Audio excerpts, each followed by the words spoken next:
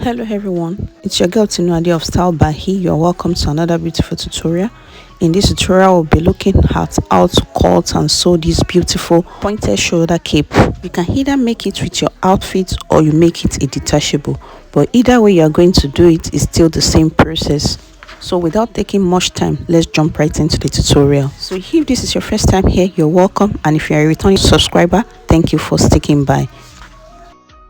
So I've gone ahead to use my tracing wheel to trace out our basic bodice pattern on this one. That was our last tutorial, and I told you we are going to be using more of our basic bodice pattern for our tutorial videos. So if you haven't watched that tutorial, I'll advise you to watch it before proceeding to this one. I will also put the link in the description box below. So when I was tracing out this pattern, I made sure that I have enough allowance by the side, like 5 inches, and at the upper parts I made sure I have like 5 inches too. Because our pattern was already drafted in blue pen, I'll go ahead and use this red marker to alter it. So the first thing we're going to be doing now is to connect our neck width to the mid armhole line, just as you see me do. I got the mid armhole line by dividing from my shoulder slant to my bust line into 2. So I'll further go ahead and get the midpoint of that our new line that we just drew. After getting the midpoint, I'll then go ahead and connect it to the edge of my shoulder, just as you see me do. I'll also make sure that the line is extended out like so. I'll repeat the same thing that we just did at the front on my back pattern.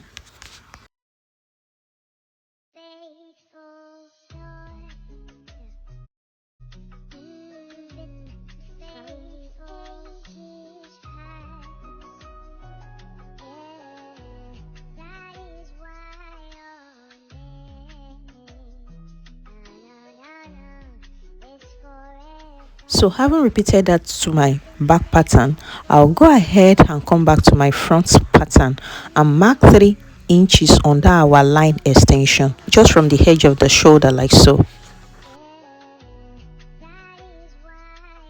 I will then take my straight ruler and connect that my 3 inches mark to my neck width, and that line becomes our new shoulder slope.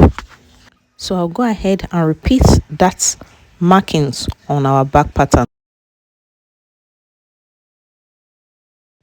So having repeated that markings on my back pattern, I'll come back to the front pattern and connect the 3 inches extension that we marked and connect it to meet my mid armhole, just as you see me do.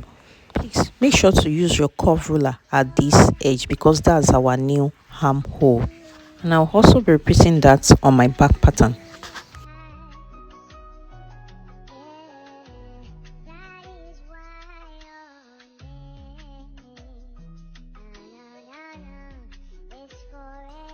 On my front pattern, I'll come down by 1.25. You can actually do 1.5, but I prefer using 1.25 here. So I will also go ahead and extend my bust line out, just as you see me do, by 3.5 inches. So using my curved ruler, I'll go ahead and create my style line by connecting these 2 points together.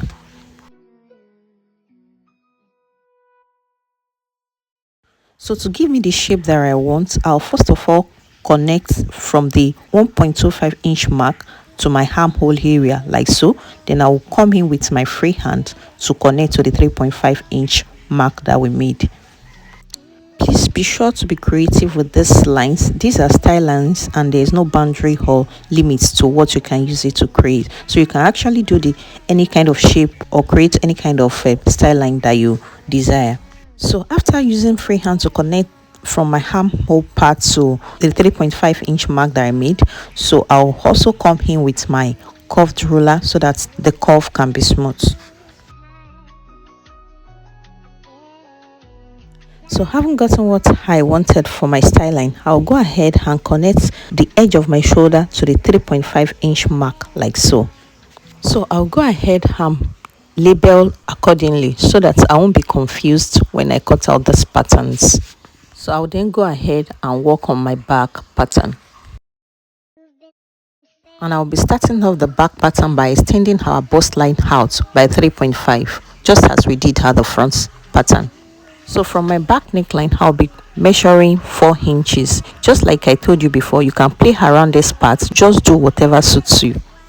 So from the 4 inches mark, I'll connect to my armhole, then use my free hand to connect to the 3.5 inches mark. Then I'll later come in with my curve to smoothen the curve.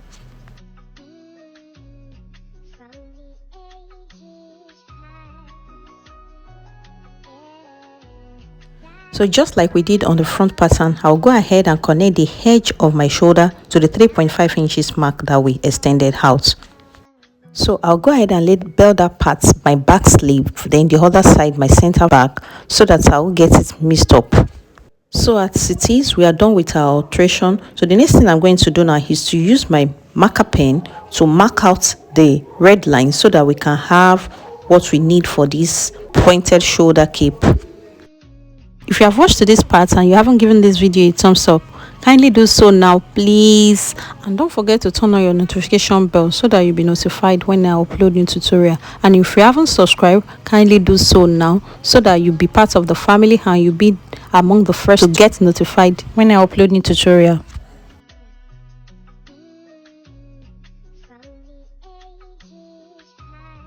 So the bust line that I use here is not a standard, so if you want a longer sleeve, all you have to do is just to extend that part down. You can use your bust point line. So all you have to do is just to extend where you want your sleeve length to be out by 3.5 and connect to the edge of your shoulder just as you see me do, and also connect to the armhole part and to the 1/4 inch mark that we made at the center front. So this is me trying to show you if you want a triangular shape in front and if you want a longer sleeve. So just play around this part, it is totally up to you. Also be sure to replicate any alteration you make at the front, at the back too. So I didn't know my camera was all focused when I was cutting, so I had to bring the pieces back so that I can show you how I cut out. So I only followed the style line that we have to cut out. So the small back tightening that entered into our cape, I also cut it out. So this is what we have at the back and this is what we have at the front. Another thing that I did was to come out by 1/4 at the corner of my neck for both front and back patterns and create a curve, as you can see there. So on my front pattern, I went ahead to deepen the neck more by 1/2 inch, making the front neck depth 3.5 inches.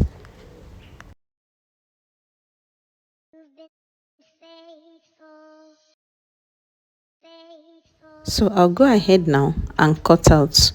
So don't forget to do all your labeling so that you won't get it mixed up after cutting. You can see that's my back sleeve and the other side is my front sleeve. I also went ahead to mark an arrow there so that I'll be sure that that's the down part, and I label that part armhole so that I will know that that's the part that is joining together to the main cape. So I'll proceed to the front pattern now and cut out the neck and also the sleeve part.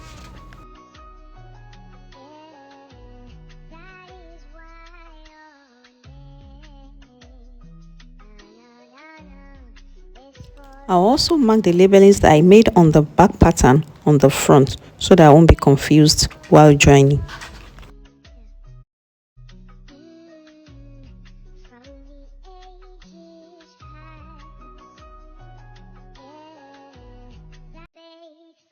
So I've gone ahead to pick my front sleeve and my back sleeve, and I'm going to go ahead and tape them together. This is because we want them in a single piece.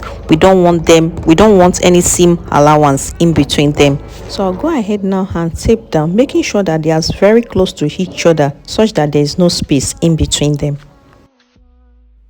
So after taping with my paper tape, this is what I have, and I have it in a single piece. So I'm going to be cutting this in 2 places on my fabric. So this is the fabric I'll be using. It's a 2-pattern fabric, and this is the lining. So I'll go ahead now and start cutting. So this is my pattern, that's my front, and this is my back, and I've gone ahead to add 1/2 inch allowance all round except for the neck. At the neck part I didn't add anything. That's my front, and I've gone ahead to cut the lining for it too, and it's in 2 pieces because of the opening in front. I also added a thick paper stay on both the lining and the main fabric. At the back too, I added half an inch round except for the neck. Yes, half an inch at the shoulder, at the armhole, and at the hem of the cape. I also cut lining for the back and I added a thick paper stay. The back is cut on fold because there's not going to be opening at the back.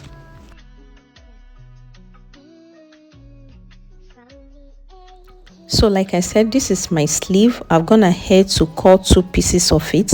I also cut lining for it and I went ahead to add a thick paper stay on both the lining and the fabric. So this is what you have. And I also went ahead to notch where the front and the back armhole is, because you have to join this accordingly. So it is important to take note of the front part and the back parts of your sleeve. So for my front sleeve, I notch it just once, and for the back sleeve I notch it 2 times.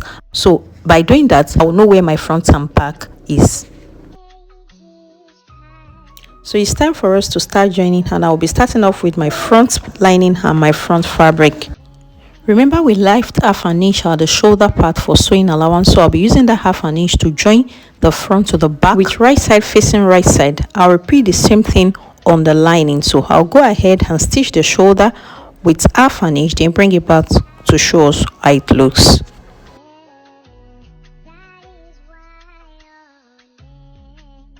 So after joining my shoulder, this is what I have. I've also gone ahead to press the seam on both the lining and the fabric, and this is what I have. This is my main fabric and this is my lining. So the next thing I'm going to do now is to place them as they are, with right side facing right side, and I'll go ahead and use half an inch to sew the hem. So I'll be doing that on both the front and the back. Remember, this is our front and back joined together, so I'll be using half an inch to sew that part. So yes, that's the opening part where there is going to be hook. I'll be using half an inch there. I'll use half an inch at the hem of the front and at the hem of the back. So this is my sleeve. I'll go ahead and turn that part where I mark as my down, and where my arrow is pointing towards the down part, I'll go ahead and stitch that part with half an inch. That's the only part we are going to be stitching on the sleeve, because the 2 other sides are armhole, both the front and the back. So that's the only part we are going to be stitching with half an inch. So I'll go ahead now and pick one of my lining and one of the main fabric and use it to turn each other. Then I'll bring it to show us how it looks. After stitching on my sleeve, this is what I have. Yes, these are the 2 sleeves. Remember, we have 2 pieces of the sleeve. So this is what I have, and I've also gone ahead to notch it, and this is me turning to the right side so that we can see how it looks. And this is how it's going to be. Instead of it being in pieces, this is what I meant when we sellotaped both the front and back sleeve together, so that we won't have it in pieces. I've also gone ahead to stitch on the hem of both the front and the back part, and this is me giving it a notch so that by the time I turn to the right side, it can be well relaxed. So you can also choose to trim off the sewing allowance. I mean, you reduce the sewing allowance to 1/4, but whichever one you are doing, just make sure that at the end of the day your cape is well relaxed.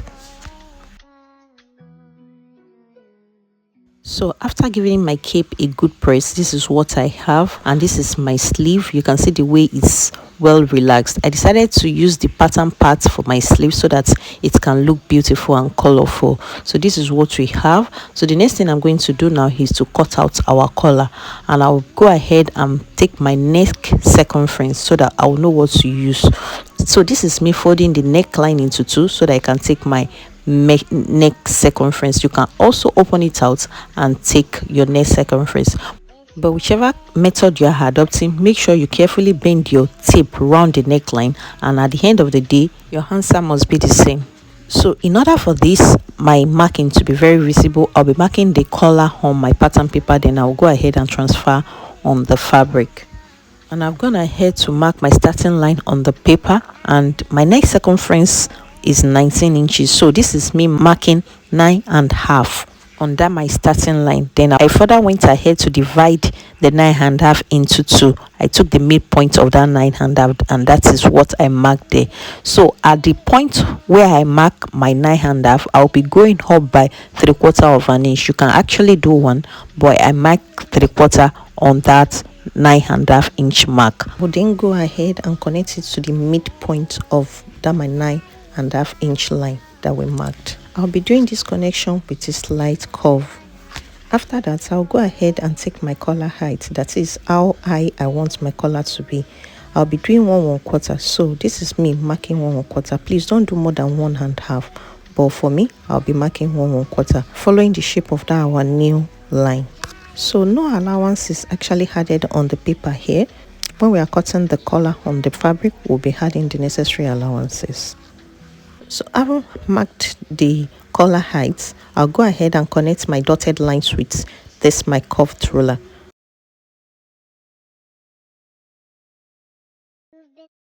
So I'll also go ahead and extend our 9.5-inch mark higher so that it can meet our new line.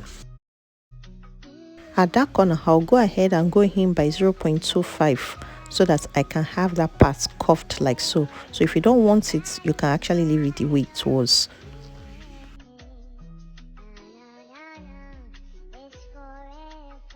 So before I cut, I'll go ahead and mark that part as the part that will be attaching to the main bodice. So that's the part that's going to be connected to the main bodice. So I'll go ahead and mark that part, and that other center part is going to be cut on fold. So I'll go ahead and cut out.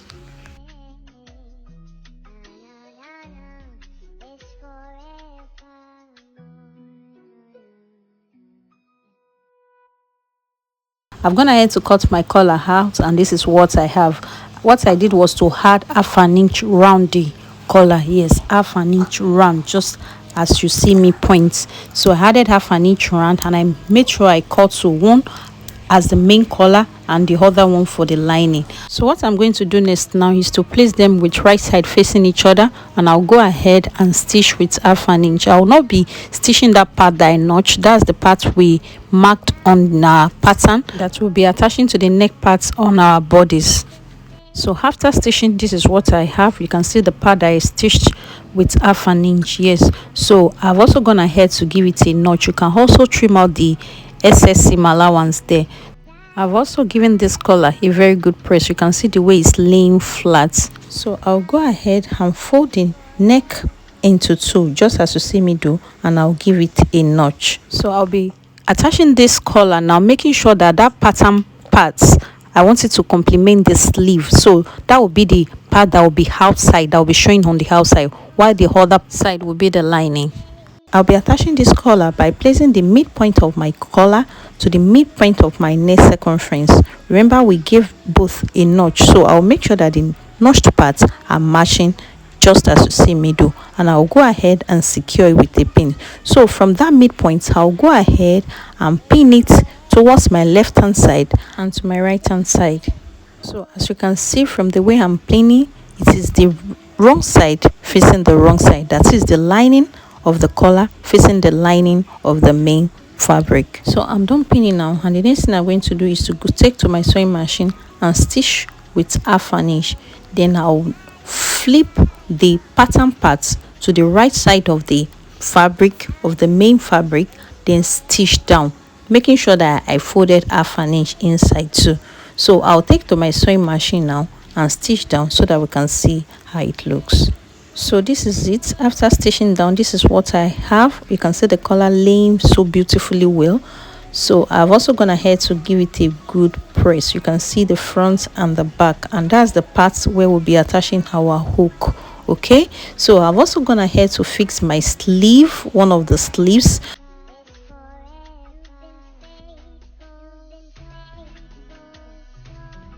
So I'll be showing you how I achieved this with the other sleeve. So as at the time I was making this video, there was no light, so I would have set the edge of the sleeve and the armhole parts, but not to worry. After sewing your sleeve, just go ahead and trim to the barest minimum. Okay,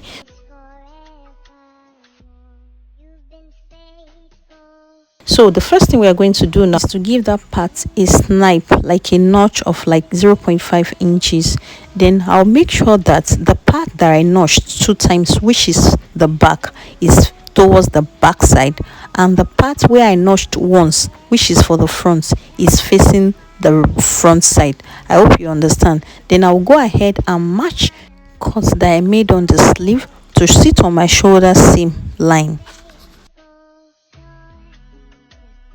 Then I'll go ahead and secure with my pins before taking to the sewing machine to stitch down with 1/2 inch. So I'll be starting my stitch from the center there, yes, from my shoulder seam line. I'll run in towards the left, then towards the right side. You can actually start your sewing from anywhere that is convenient for you, as long as you have it well secured in place with your pins. You might actually not find it easy trying to pin it because of the thickness and because of the curviness, but just make sure to take your time. And if you have little excess while pinning that is not relaxed well, just as you are sewing, make sure to stretch it out, stretch it into each other, and I'm sure it will go in. So I'm just trying to tell you the possible challenges that you might face while trying to fix the sleeve. Okay, so this is it. I've gone to stitch down the sleeve, and this is what we have. So make sure to trim out the excess so as to avoid bulkiness. Okay, and if you have a serger, just go ahead and serge it. Okay, so this is what we have. I'll go ahead now and turn to the right side so that we can behold this beauty. And I also use a contrasting color of thread so that we can see my seam lines. So this is it after turning to the right side. So I'll go ahead now and give it a good press, hang it on the mannequin so that they can see what we have. So we have actually come to the end of this tutorial. Thank you for watching. Thank you for tuning into this channel. Don't forget to subscribe, like this video, comment on it, and share with family and friends. Thank you once again, and see you in my next one. Bye.